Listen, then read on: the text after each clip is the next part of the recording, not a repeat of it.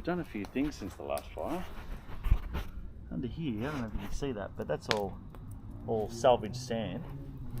And this just stops the underneath of it burning because it is very, very flammable under there. So now I've just got sand bordering the entire fireplace, just so it stops burning the shit out of this. When you get your feet out here and keeping them nice and warm, this would be really handy in the winter, keeping your feet warm, especially if you like to be barefoot like I do. It's really, really handy to just not have a bunch of embers down here melting your feet off. For the most part, actually, this dinner only requires one log of wood for the whole thing. So I did get some sticks from down the street just to start the fire. I didn't really need that at all. So the other day when I had one fire, that log that I chopped up before over there, that was about another 2/3 full, and all I did is I split them into my kindling and put them straight on top, and because the wood's nice and dry, it's been aged for quite a while now, just burnt really, really easy. Just a quick little word on what we're doing tonight. We've got the bowl beef roast. It's going to go in this sucker, right on there. And of course, I've got my oven grill. I'm moving. So I got the oven grill. That'll go straight on top. Beef will go in the camp oven. Boom. One thing that I like to do with these fires is, because I'm in more of a built-up area, when I'm done with the fire, I just soak it down with water. And what I get out of that are these big chunks of charcoal. I know you probably can't see that too well, but that just breaks away real nice and clean.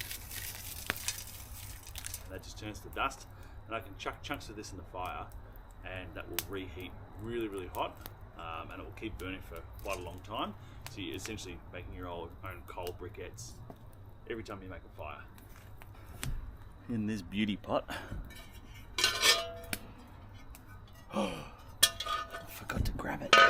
Hang on. This is what I forgot to grab.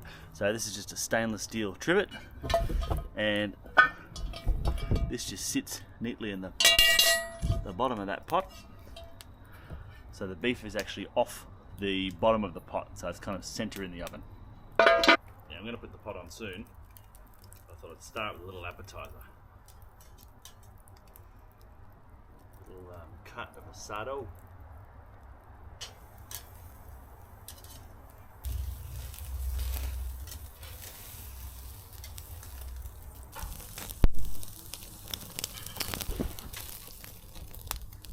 Damn, boy.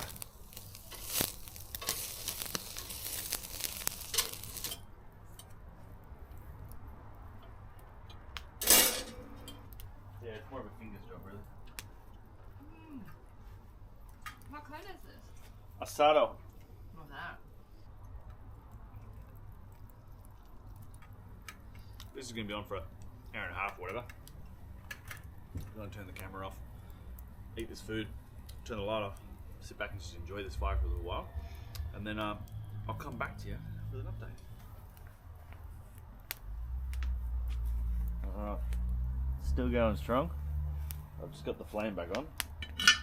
Have a quick look.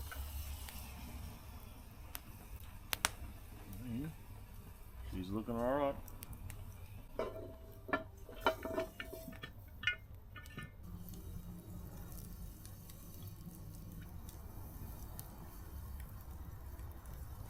Alrighty team, it looks like we're about ready.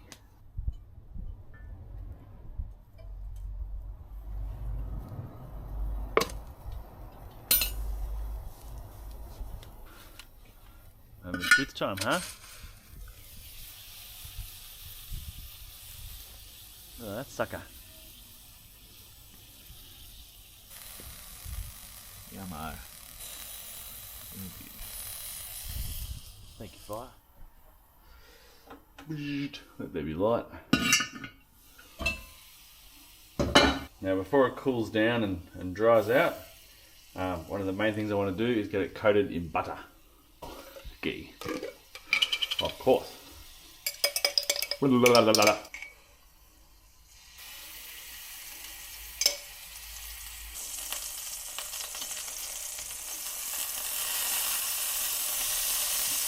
Voila.